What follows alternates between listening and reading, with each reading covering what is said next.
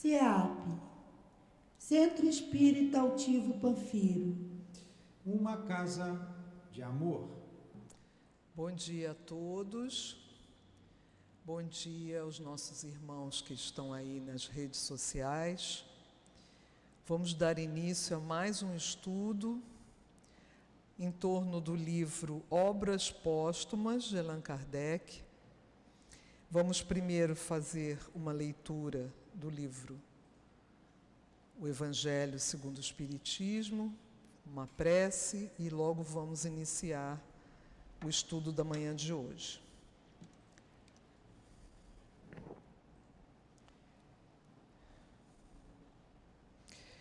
Nós vamos ler aqui no capítulo 27, Sedes Perfeitos.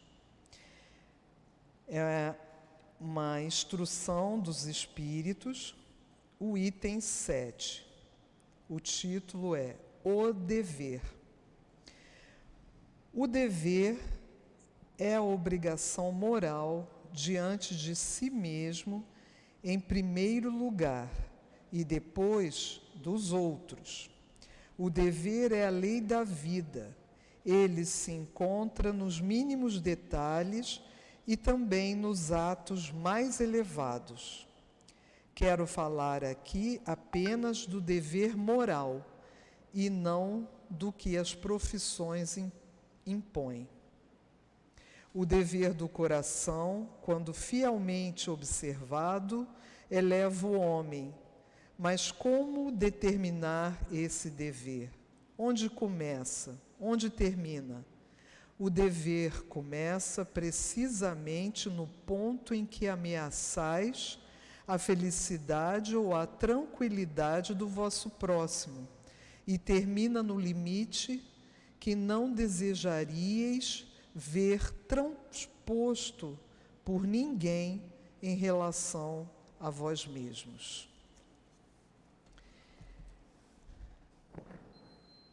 E assim, Senhor, mais uma vez aqui estamos reunidos para mais um estudo dessa obra belíssima que foi reunida após o desencarne do nosso querido Allan Kardec, uma obra que complementa todo o seu trabalho, todo o Pentateuco, e nos traz muita instrução. Possamos, Senhor, Mestre querido, evocar Allan Kardec para nos intuir, para nos envolver, para a compreensão desse estudo. Vamos pedir o auxílio do nosso dirigente espiritual, o Senhor Altivo, a espiritualidade amiga da casa, que nos sustente, nos ampare, com todo o amor que eles sempre espalham por toda a casa e nos nossos corações. Então, em nome do amor de Jesus e, acima de tudo, em nome do amor de Deus, fonte eterna, que possamos dar início ao nosso estudo da manhã de hoje. Graças a Deus.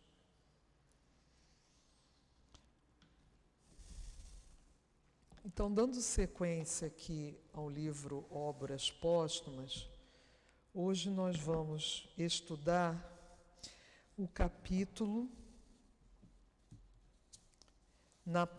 no livro que nós usamos aqui. O nosso livro é um livro que foi editado pela CELD,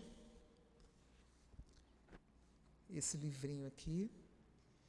E no nosso livro nós estamos na página 205, A Morte Espiritual. Então, isso aqui foi um estudo, foi escritos que Allan Kardec deixou, ele não chegou a publicar, e outras pessoas eu agora não me lembro bem o nome, do responsável pela publicação, edição e publicação desse livro, lá na França. Isso aí é um estudo que ele estava fazendo, mas que se não fosse publicado esse livro, nós não teríamos conhecimento. É bastante interessante. É um capítulo curtinho e com certeza nós vamos conseguir, hoje mesmo, terminá-lo. Então, a morte espiritual, como é que vem falando? A questão da morte espiritual é um dos princípios novos que marcam os passos do progresso da ciência espírita.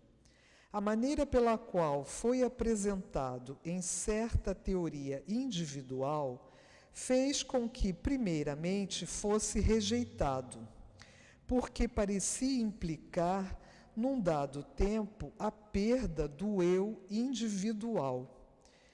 Então, aqui, muitas pessoas estranham, né? Morte espiritual. Como assim? Quem morre é o corpo, né?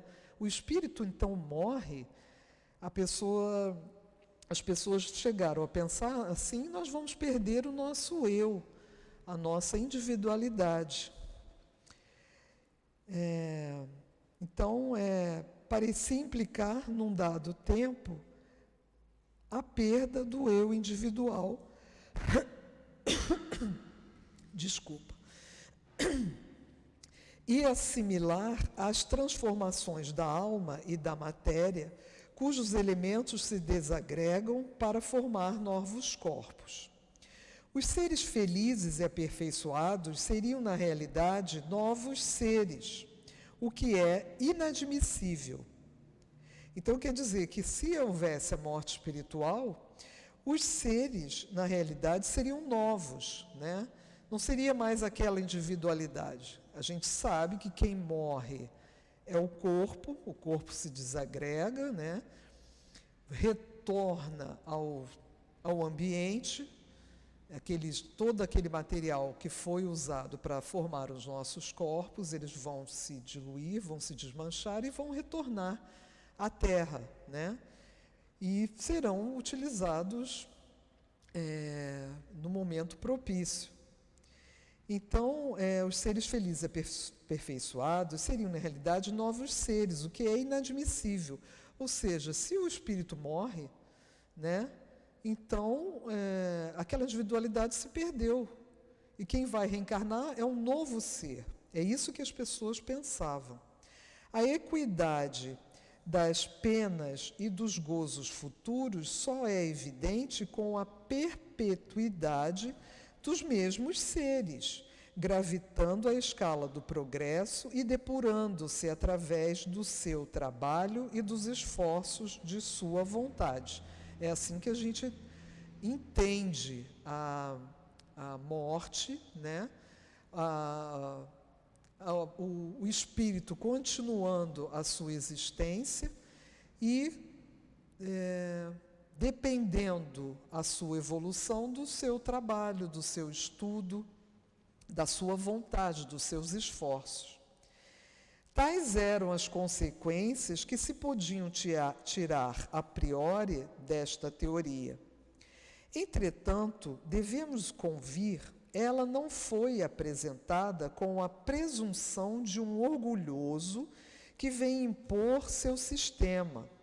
O autor disse modestamente que acabava de lançar uma ideia sobre o terreno da discussão e que desta ideia poderia surgir uma nova verdade.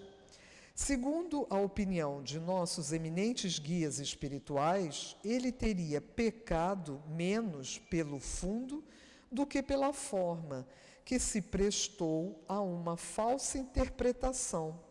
É por isso que eles nos exortam a estudar seriamente a questão. E é o que vamos tentar fazer, baseando-nos na observação dos fatos que ressaltam da situação do espírito em duas épocas capitais, de retorno à vida corporal e de volta à vida espiritual, encarnação e desencarnação. Então ele está dizendo que vamos estudar mais, com mais aprofundamento, essa teoria. Não vamos de cara nos negar a existência dessa teoria. Não vamos abandoná-la pelo simples fato de acharmos que ela pode ser imperfeita, estar errada, né?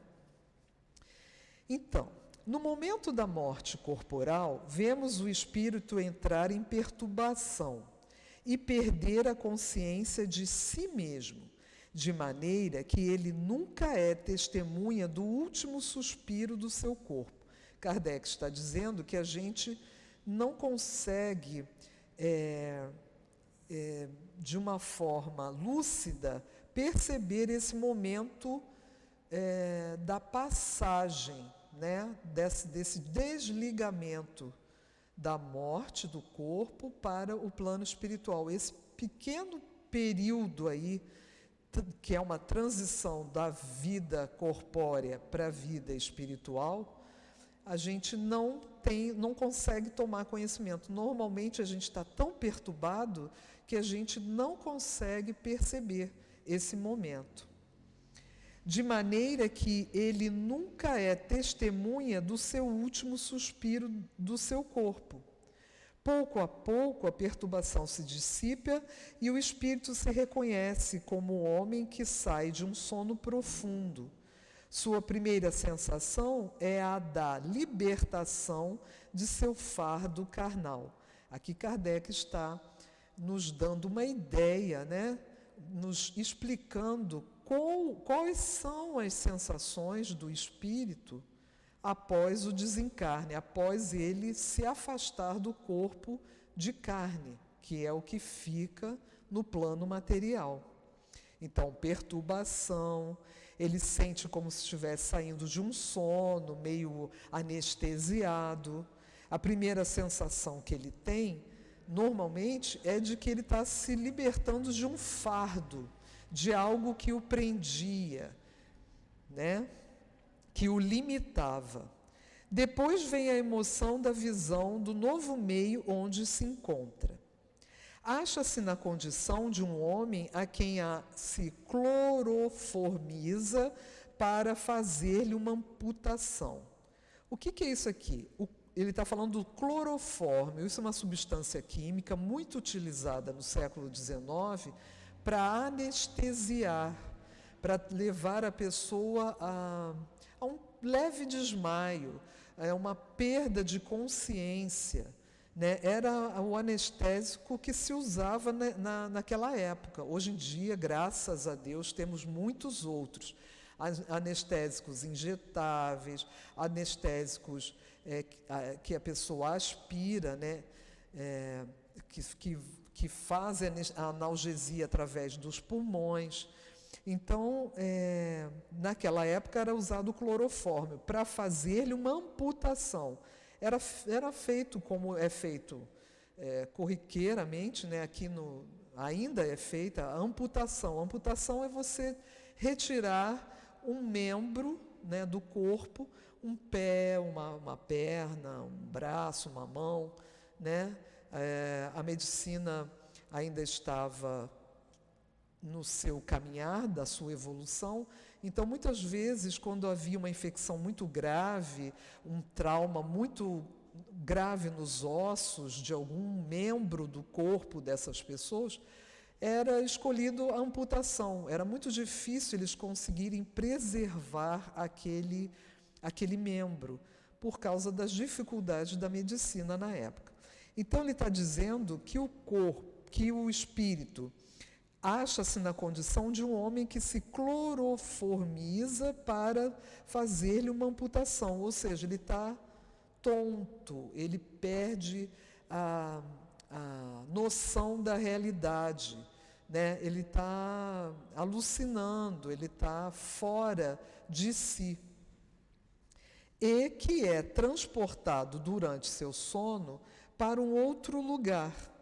Ou seja, você desencarna, o seu espírito é desligado desse corpo que você utilizou e você às vezes, imediatamente transportado para outro local, Às vezes demora um pouco mais, cada caso é uma situação diferente. Ao despertar, sente-se desembaraçado do membro que o fazia sofrer. Aqui ele está falando ainda da pessoa que sofreu uma amputação com clorofórmio. Então, quando ele acorda do sono desse tipo de anestésico, ele se sente desembaraçado daquele membro, aquela dor que ele estava sentindo diminui. Claro que tem a dor da cirurgia, né? Mas ele começa a sentir um certo alívio. Frequentemente, ele procura este membro, né? Ele sente dor ainda e, às vezes, tem a sensação de que o membro continua ali por causa das terminações nervosas que aquele membro tem. Se for uma perna, é assim, da coxa até o dedão do pé, né? Até os pés. Aquela inervação, ela leva a sensação de existência do membro, você toca e sente. E na amputação, muitas vezes a pessoa continua com essa sensação de que o membro está ali por causa das terminações nervosas, mas o membro não está mais. Surpreendido de não mais o sentir, ele procura o membro tateando e não sente mais. Da mesma forma, no primeiro momento, o espírito procura seu corpo. Ele o vê ao seu lado. Estamos aqui falando de alguém que desencarnou e ainda está no processo de desligamento. E aí ele recobra levemente a lucidez e vê o seu corpo, às vezes ao seu lado, às vezes mais numa maca mais adiante, né? E aí ele olha e fala, ué, mas sou eu? O que eu estou fazendo ali e estou aqui ao mesmo tempo, né? Sabe que é o seu e se espanta de estar dele separado. Só pouco a pouco ele se dá conta de sua nova condição. Conforme vai diminuindo aquela perturbação, que é passageira, muitas vezes, em alguns casos não, ela se prolonga muito tempo. Mas, na maioria das vezes, essa perturbação é passageira, a pessoa vai compreendendo que desencarnou. Muitas vezes ela tem lucidez de que estava doente, que estava muito mal no hospital ou em casa, né? E aí ela pensa, não, eu desencarnei, eu morri. Neste fenômeno, operou-se apenas uma mudança de situação material. Neste fenômeno, operou-se apenas uma mudança de situação material. Mas, no moral, o espírito é exatamente o que ele era, algumas horas antes. Ele não sofreu nenhuma modificação sensível. Suas faculdades, suas ideias, seus gostos, seus pendores, seu caráter são os mesmos. As mudanças que pode sofrer não se operam senão gradualmente, por influência do que o cerca. Em resumo, só houve morte para o corpo, para o espírito só o sono existiu. Então, a perturbação e um leve sono. Esse sono pode se prolongar por muito tempo. Basta vocês darem uma olhada lá no livro, ai meu Deus, do André Luiz, um livro mais comum. Como é que é, Tiago? Me ajuda aí. Me deu um branco. Não, o primeiro. Como é? Ih, meu Deus. Nosso Lar. Gente, que branco que me deu. É só você pegar o livro Nosso Lar, você vai ver lá as pessoas, você vai tomar conhecimento das pessoas que desencarnam e ficam adormecidos. Aquele espírito se afasta do corpo, é retirado do corpo, chega ao nosso lar e chega adormecido e fica muito tempo num sono profundo, sonhando. Fica ali porque ele acha que quando ele fosse morrer, ele ia dormir, o sono eterno. Então, ele continua dormindo. Então, assim, em todas as situações, todos os fenômenos da morte, da retirada do espírito, todo esse período de perturbação, de sono, é muito variável. Nunca vamos ter na ideia que é sempre a mesma coisa, tá? Então a pessoa, depois de desencarnar, ela moralmente, ela continua sendo ela mesma.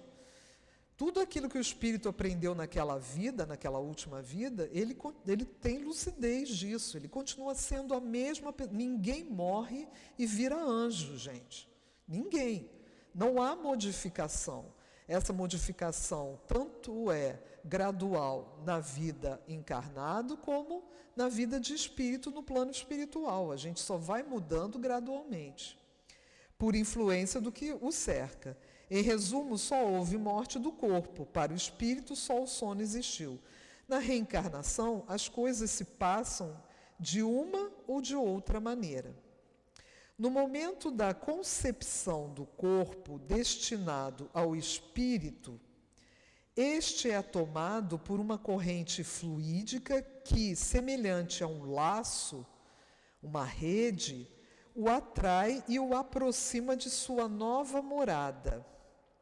Desde então, ele pertence ao corpo, como o corpo lhe pertence até a morte deste último. Entretanto, a união completa, a tomada da posse real, só acontece na época do nascimento. Estamos falando aqui da reencarnação, quando o corpo mergulha novamente na carne.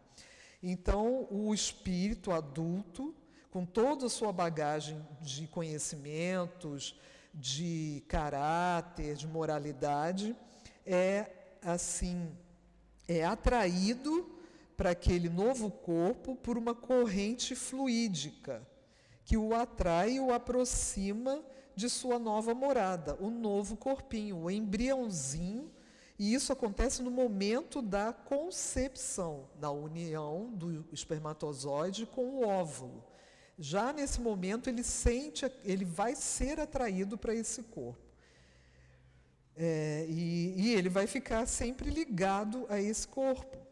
Mas a união completa, ou seja, ele só vai perder totalmente a consciência dele no momento do nascimento.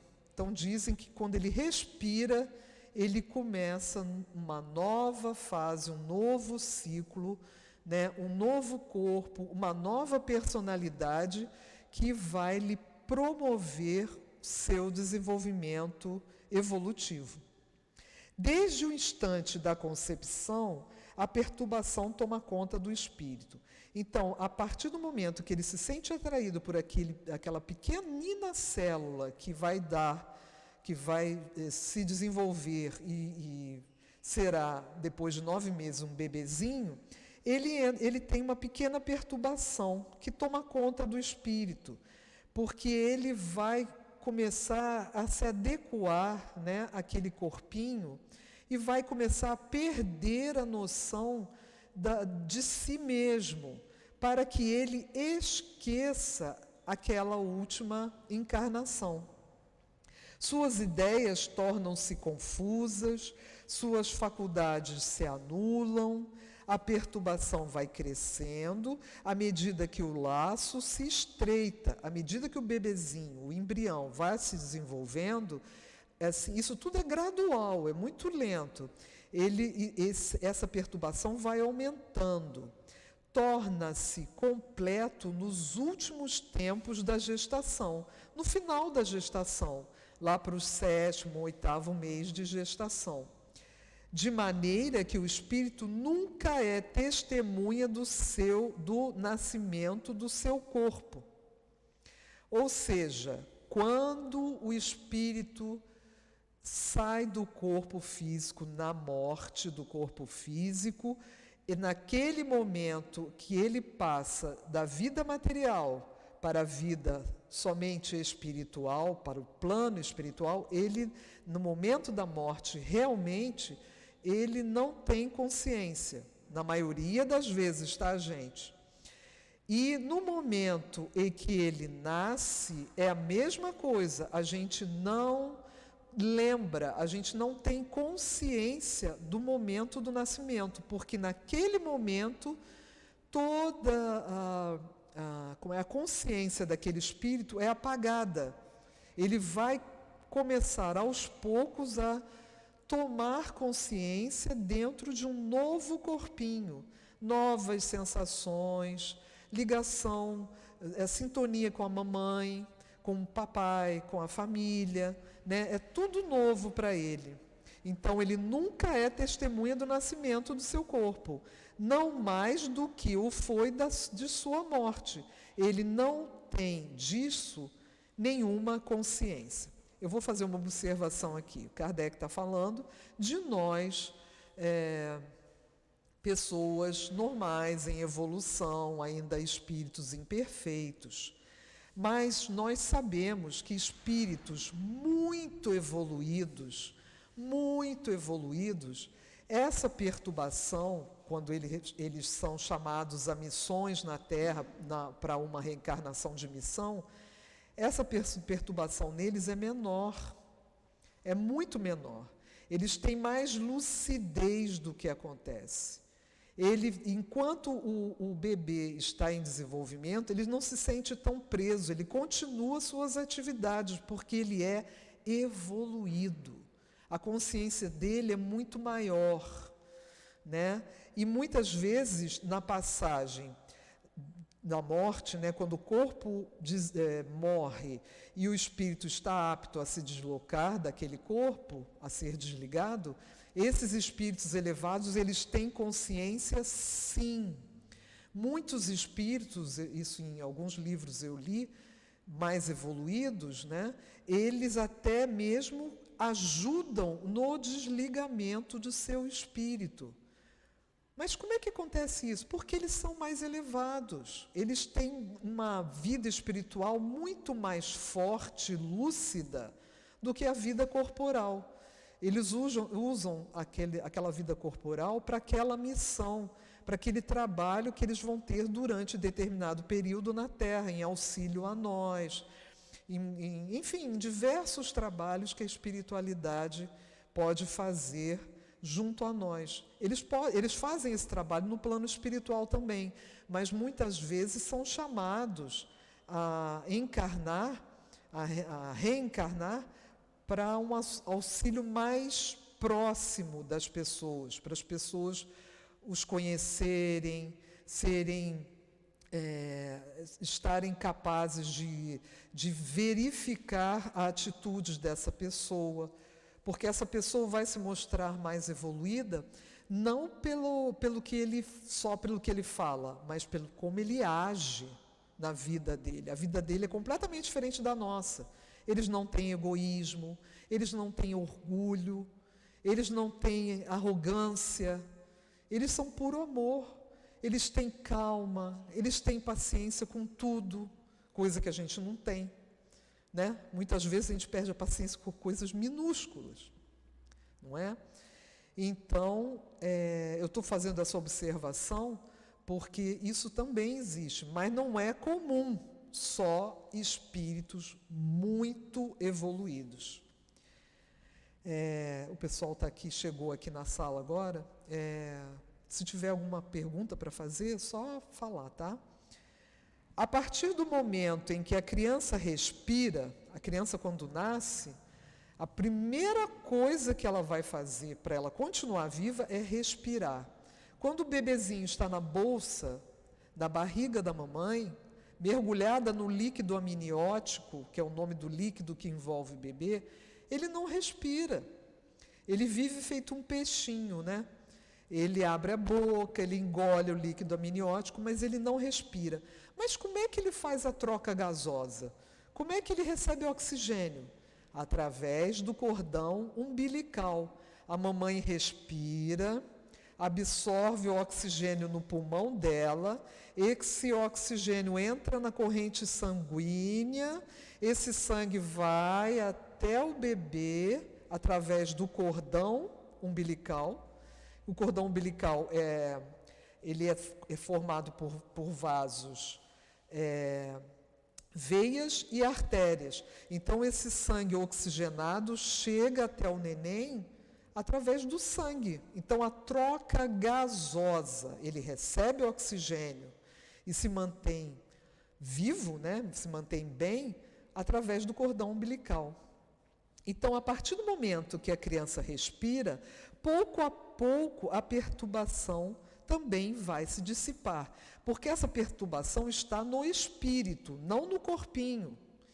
Então, quando o espírito nasce naquele corpo, ele já está preso ao corpinho e vai nascer e respira, ele vai, a partir dali, começar uma nova existência, uma nova oportunidade. E a perturbação vai se dissipar, porque o espírito meio que perde totalmente aquela lucidez que ele tinha dele próprio, porque ele vai começar a utilizar o cérebro do bebê, que é muito pequenininho, então é tudo muito lento, muito gradual. As ideias gradualmente retornam, mas em outras condições, quando da morte do corpo. Quando a gente morre, o nosso espírito vai retomando as ideias com grande lucidez, porque a gente vai ficar livre do corpo e o espírito tem uma consciência muito maior do que nós encarnados, que estamos abafados pelo corpo. Mas no caso do nascimento, ele vai ali tateando, ele vai começar uma nova existência, a perturbação diminui, mas ele vai aos pouquinhos retomando aquela nova fase da vida. No ato da reencarnação, as faculdades do espírito não ficam simplesmente entorpecidas por uma espécie de sono momentâneo, como no retorno à vida espiritual. Todas, sem exceção, passam pelo estado latente, ou seja, todo o conhecimento que aquele espírito adquiriu em todas as suas vidas passa a um estado latente no nascimento. Ou seja, tudo que eu aprendi, tudo que eu sei, vai ficar meio que adormecido. Só algumas coisas, algumas nuances do meu conhecimento é que vão estar despertos para que eu use esses conhecimentos naquela nova vida. A vida corporal tem por objetivo desenvolvê-las pelo exercício, mas nem todas podem desenvolver-se simultaneamente. Ou seja, naquela vida, eu como Carmen, quando eu nasci, Deus determinou que eu tinha que desenvolver essa aptidão, aquela aptidão. Se numa vida eu fui artista, nessa eu não tenho nada, eu não sei nada de artista, não sei escrever, não sei cantar, não tenho nada. Eu vim com outras faculdades mais afloradas, né? Então, através do exercício do meu desenvolvimento de bebê, a criança, adolescente, eu vou, por meu interesse, pela minha vontade, eu vou desenvolvendo determinadas aptidões que são importantes para mim naquela vida. E isso é individual. Cada um de vocês que aqui estão, cada um de vocês que estão nas redes sociais, cada um de vocês tem aquelas aptidões importantes para aquela vida. Por quê? Porque essas aptidões é que vão propiciar a minha evolução, junto com aquilo que eu já tenho de outras vidas. Aquelas que eu vou desenvolver nessa vão se unir e eu vou estar cada vez com mais conhecimento, mais moralidade, porque quanto mais a gente sabe, quanto mais a gente aprende, mais moralidade nós temos, mais evoluímos o nosso lado de moralidade, de saber que o bem é que importa, o amor é que importa, o egoísmo não serve para que eu ganhe nada, um sentimento, um elemento ruim para mim, o meu orgulho só me atrapalha. Então é isso. Nem todas podem desenvolver simultaneamente, porque o exercício de uma poderia prejudicar o desenvolvimento de outra, enquanto que, através do desenvolvimento sucessivo, elas se apoiam uma sobre a outra, ou seja, juntas, elas vão me dar mais conhecimento.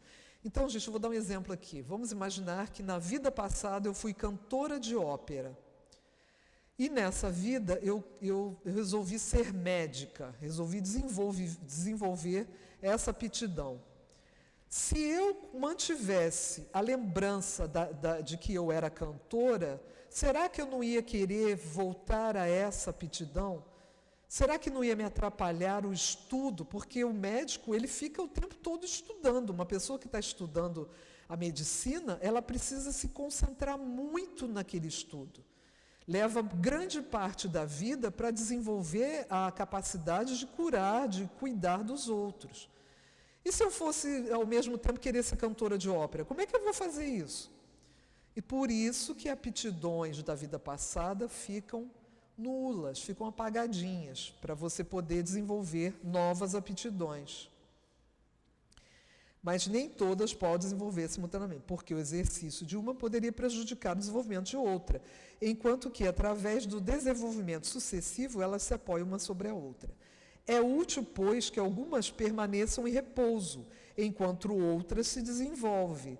É por isso que, na sua nova existência, o espírito pode se apresentar sobre um aspecto completamente diferente, sobretudo se ele é menos adiantado que na existência precedente. Por exemplo, a faculdade musical poderá ser ativa. Ele conservará, perceberá e, por conseguinte, executará tudo o que for necessário ao desenvolvimento dessa faculdade musical. Numa outra existência, será a vez da pintura, das ciências exatas, da poesia, etc. Enquanto estas novas faculdades se exercem, a da música permanecerá latente, ou seja, você não perde aquela faculdade que você aprendeu em outra vida.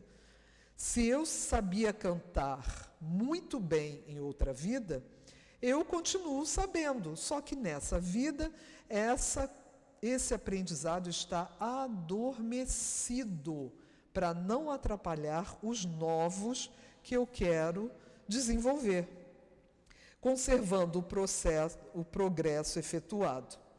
Resulta daí que aquele que foi artista numa existência poderá ser um sábio, um homem de estado, um estrategista numa outra, sendo nulo do ponto de vista artístico e reciprocamente.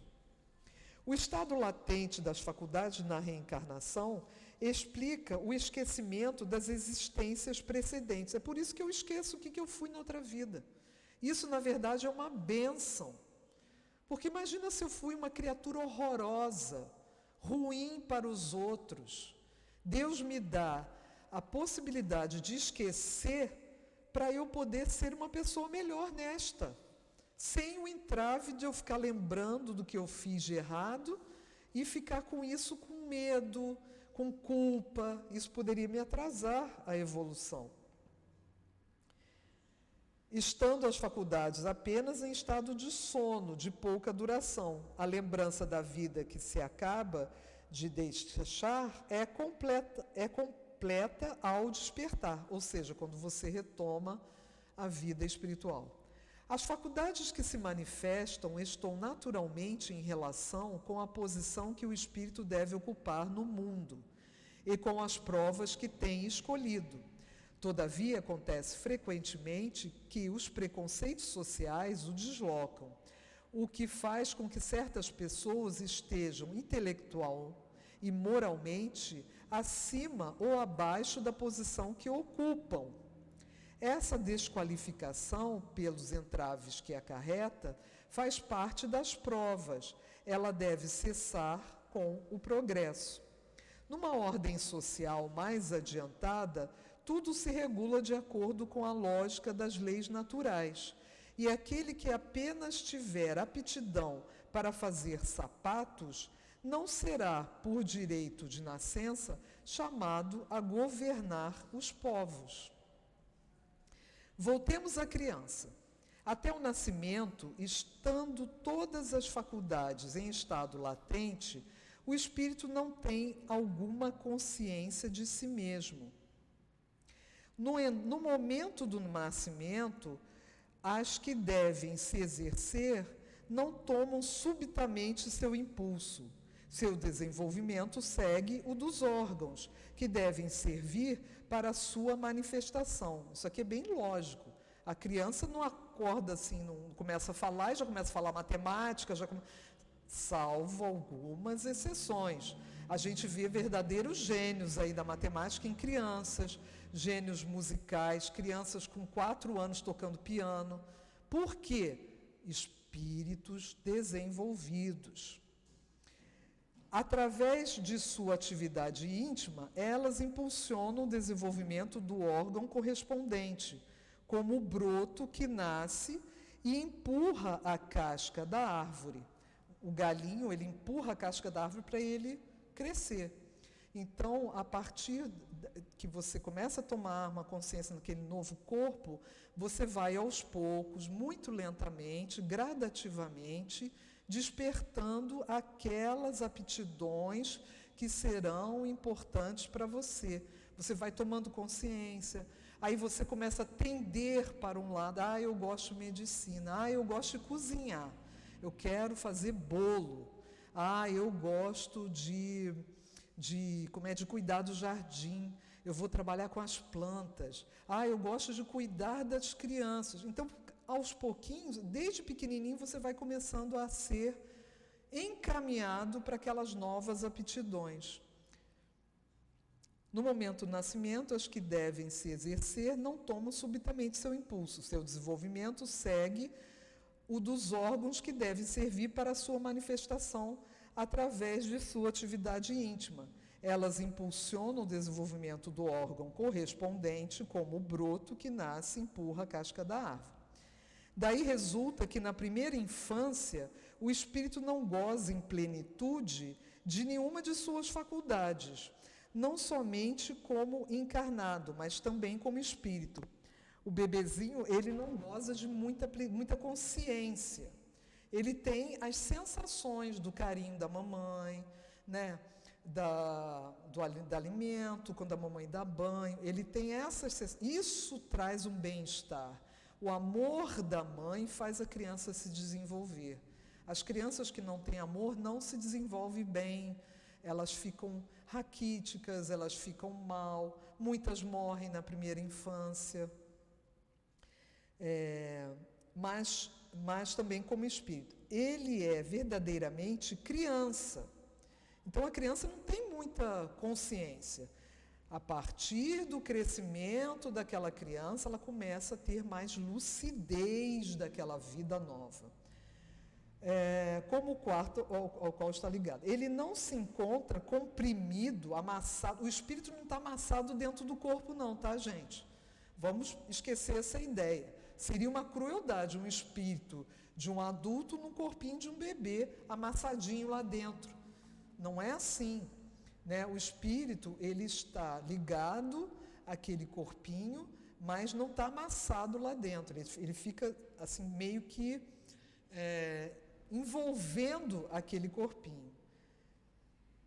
Se isso for, Deus teria feito da encarnação um suplício para todos os espíritos bons ou maus. Se a gente tivesse que ficar amassado, imagina, um espírito que é adulto, ficar amassadinho, todo dobradinho dentro de um bebê recém-nascido. Não é uma coisa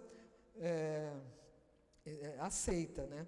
Acontece diferente com o espírito, né, com aquelas pessoas que nascem com algum problema mental, as crianças atípicas, né? Os órgãos não tendo se desenvolvido paralelamente com as faculdades, o espírito acaba por se encontrar na posição de um homem preso por laços que lhe tiram a liberdade de seus movimentos.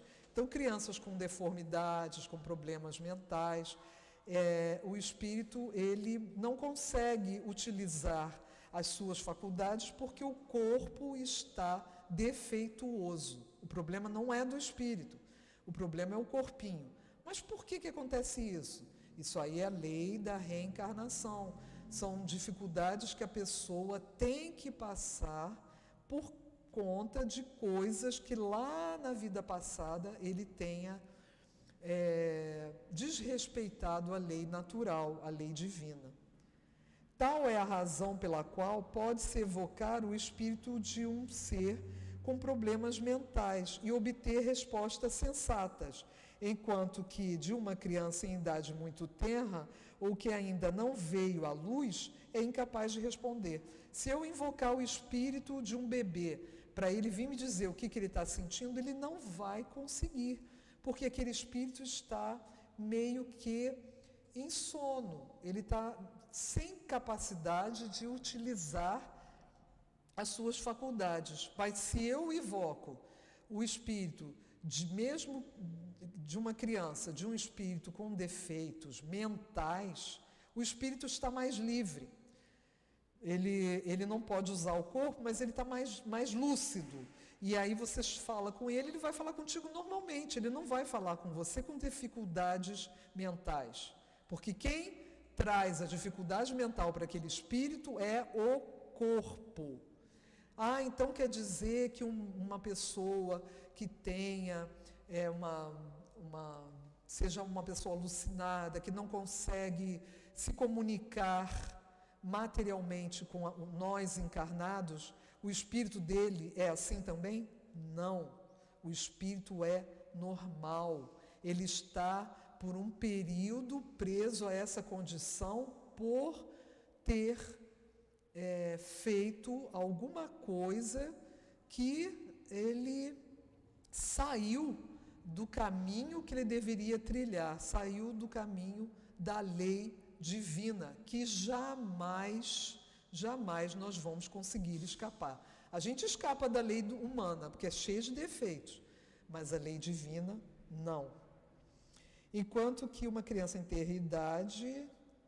em muito tenra idade, ou que ainda não veio à luz, é incapaz de responder. Todas as faculdades, todas as aptidões estão em germe no espírito, desde a sua criação. Elas aí estão em estado rudimentar, como todos os órgãos na primeira pequena porção do feto informe. Como o bebezinho, embrião, ele tem todos os órgãozinhos dele, ele fala em germe, ou seja, em pequenas célulazinhas que vão dar origem ao estômago, ao pulmão, coração, cérebro. Então, aquele bichinho pequenininho na barriga da mãe, nas primeiras fases da gestação, ele tem tudo isso lá já, só que é uma coisinha muito pequenininha ainda, mas muito poderosa, porque vão se multiplicando aquelas células e vão formar todos os órgãos necessários à sua vida. Então ele está dizendo assim, que todas as aptidões estão em germe no espírito quando ele é criado. Quem é que cria os espíritos? Quem é que nos criou? Deus.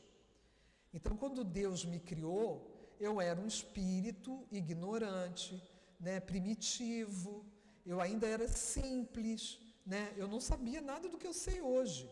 Tudo que eu sei hoje eu devo às minhas diversas reencarnações que eu já tive, e vocês a mesma coisa.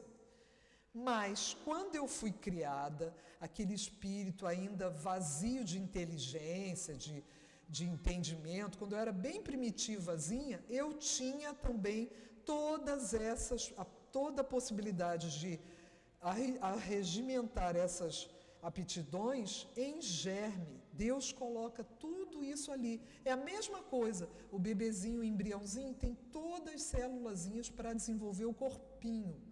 E nós temos todas as aptidões para sermos espíritos inteligentes, bondosos, capazes de trilhar a lei divina.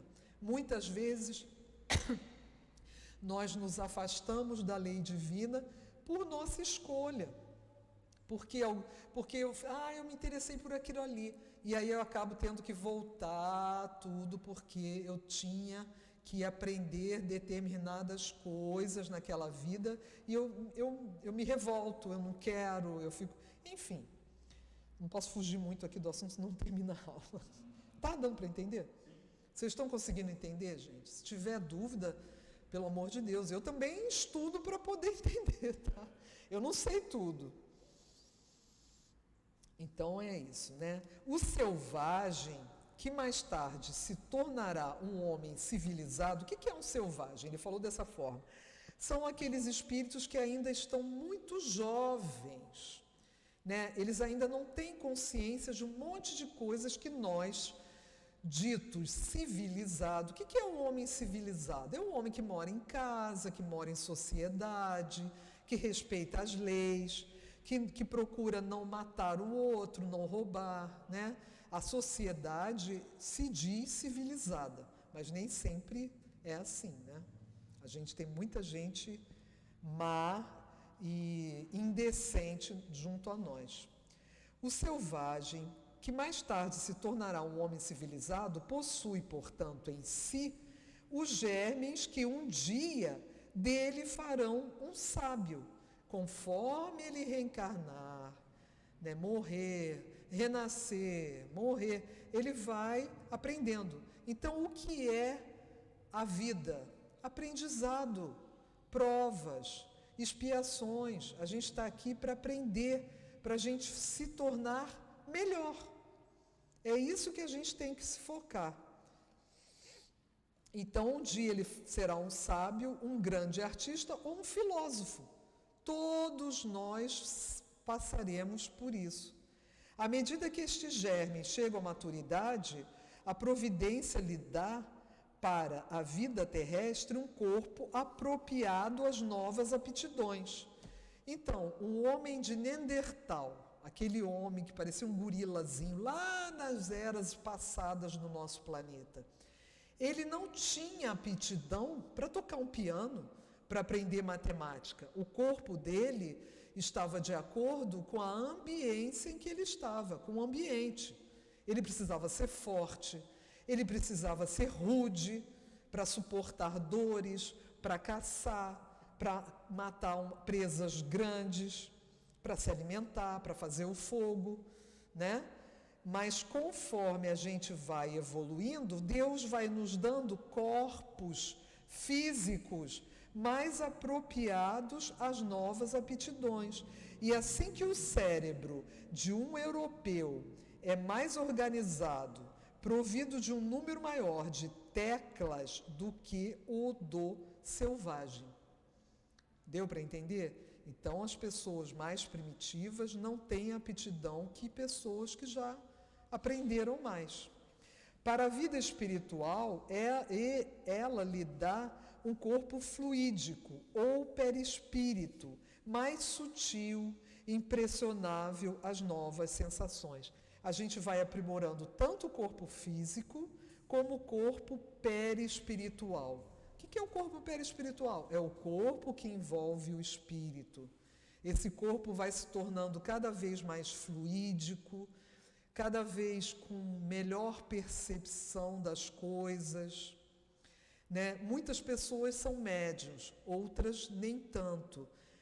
Com o nosso caminhar evolutivo, todos seremos capazes um dia de nos comunicar com os espíritos, porque os nossos corpos estarão mais sutis, mais leves, né? Tanto o corpo físico como o corpo perispiritual.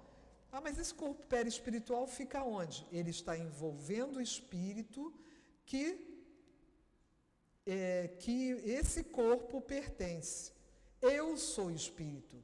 Esse corpo, eu não posso dizer, aquele é o meu espírito. Não, esse aqui é o meu corpo, carne. Esse aí é o seu corpo, esse aí é o seu corpo que Deus deu para a gente. Ah, mas poxa, eu queria ter um corpo mais bonito, eu queria ser mais isso, mais... Gente, isso aí, nada disso importa, sabe? Isso aí é uma decorrência de coisas, de vaidades que nós temos.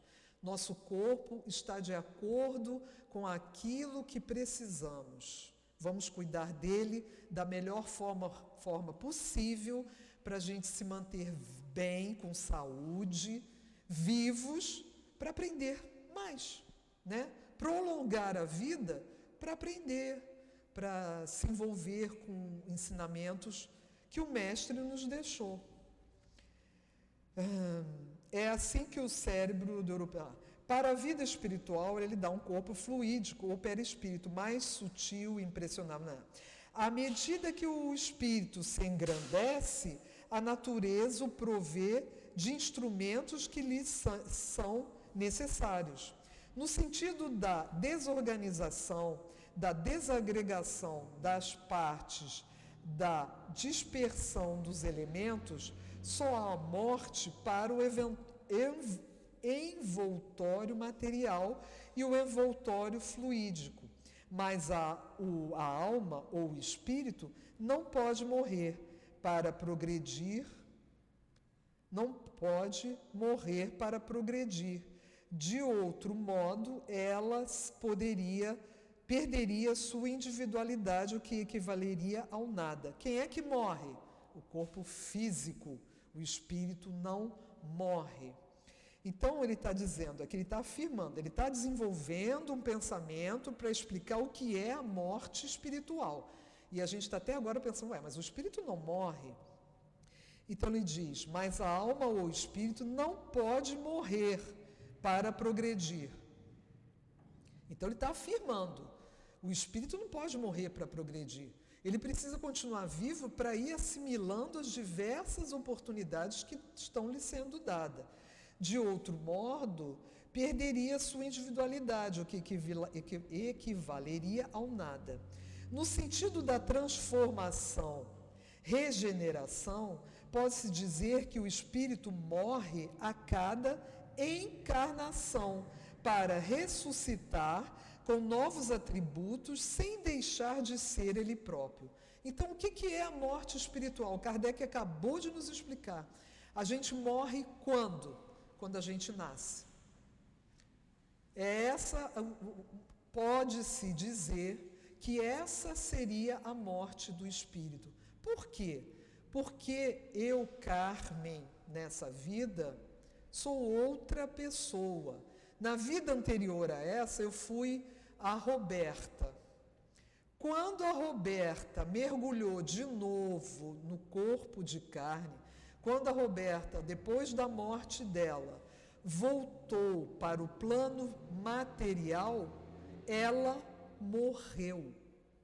Vocês estão entendendo? Quando eu morrer, eu vou continuar sendo Carmen. Quando você morrer, vocês vão continuar sendo quem vocês são.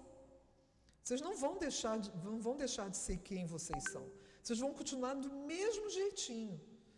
Mas quando vocês e eu formos retornar para o plano material de novo, que a gente vai ter que reencarnar, né? Nós vamos morrer. Quem vai morrer? Meu espírito? Eu, espírito? Não. A Roberta, que até então esteve lúcida. Mas que morte é essa? A Roberta não existe mais. Todas as minhas outras vidas eu não lembro. Eu já fui homem, eu já fui mulher, hoje sou mulher. Mas eu não lembro, né? Aquelas vidas passadas morreram, mas o eu, espírito, estou aqui e tenho lembrança de todas elas. Só que essa lembrança está adormecida. É muito interessante isso, gente. Espero que você entendeu, Tiago? É bem lógico, né? Se você deixou de ser o Joaquim da vida passada, você agora, a tua lucidez está toda no Tiago. E o progresso do espírito, em determinado momento voltamos homem, em determinado momento voltamos mulher. Isso vale da necessidade do espírito. Sim. Geralmente, quando o espírito foi homem muito rude, muito atalhado, na próxima encarnação, provavelmente ele vai vir como mulher. Exatamente. O amor que a mulher sente é muito maior do que o homem, isso aí é incomparável. Incomparável. É uma vida dentro dela, ela Sim. de uma forma muito mais poderosa. Com certeza. Quando o homem volta à mulher na vida seguinte, é para ele aprender o que é o amor. Exatamente. De uma forma diferente. O nosso amigo Tiago está aqui nos falando. Vocês não conseguem ouvir aí, quem está nas redes sociais, que a gente renasce como homem ou como mulher para aproveitar as oportunidades que cada um desses gêneros, esses dois gêneros, possibilitam ao espírito. Então, aquele espírito selvagem, bárbaro, homem, durante muitas vidas, ele precisa vir como mulher em determinado momento para aprender a doçura da mulher, o sentimentalismo, a misericórdia. Ah, mas então o homem é menos inteligente que a mulher? Não, não é nada, o espírito é o mesmo. Não é isso, é oportunidade. Ah, eu tenho uma sandália e tenho um sapato fechado. Quando está chovendo, eu vou botar o sapato fechado. Eu tenho aquela ferramenta para eu me proteger da chuva. Quando está sol, eu vou botar a sandália, porque está sol, eu não vou molhar o pé. Então é exatamente, é uma simplificação disso daí, tá, gente? Só para vocês entenderem. Deus vai me prover de um corpo masculino quando eu estiver num momento em que eu precise ser forte, eu preciso cuidar de uma família, eu preciso amparar alguém ou uma sociedade, se eu for um governador, se eu for o chefe de uma nação. Não significa que uma mulher não possa fazer o mesmo, mas eu estou dando exemplos assim só para a gente entender. Como que o homem vai entender o que é a gestação, o gerar uma criança em seu ventre, se ele não vier como uma mulher? O homem nunca vai entender. Muitos homens falam, isso é bobagem, isso é coisa de mulher. A mulher não sei o que, a mulher é fraca. Não é assim não, gente. Aquela mulher ali é tanto quanto ele inteligente e capaz de assumir uma série de posições no mundo material e espiritual. Não há diferença, não tenhamos preconceito. Homem e mulher, o espírito é o mesmo. Não existe espírito feminino e espírito masculino. Existem tendências, né? Aquele que foi muito tempo homem, ele vai ter uma tendência mais masculina, mas que pode ser vencida. Ih, meu Deus, já passei muito. Deixa eu correr aqui, gente, para a gente terminar. Cada existência corporal é, pois, para o espírito, uma oportunidade de progredir, mais ou menos. De volta ao mundo dos espíritos, leva para lá novas ideias. Seu horizonte moral alarga-se. Suas percepções são mais finas, mais delicadas. Ele vê e compreende o que não via e não compreendia antes. Sua visão, que no início não se estendia além da sua última existência, abarca sucessivamente suas existências passadas, como o homem que se eleva e para quem o nevoeiro se dissipa. Abrange sucessivamente um horizonte mais vasto. A cada nova estação na erraticidade, novas maravilhas do mundo invisível desenrolam-se aos seus olhos, porque a cada uma um véu se rasga, a cada experiência novos aprendizados. Ao mesmo tempo, seu envoltório fluídico se depura, torna-se mais leve, mais brilhante e mais tarde resplandecerá.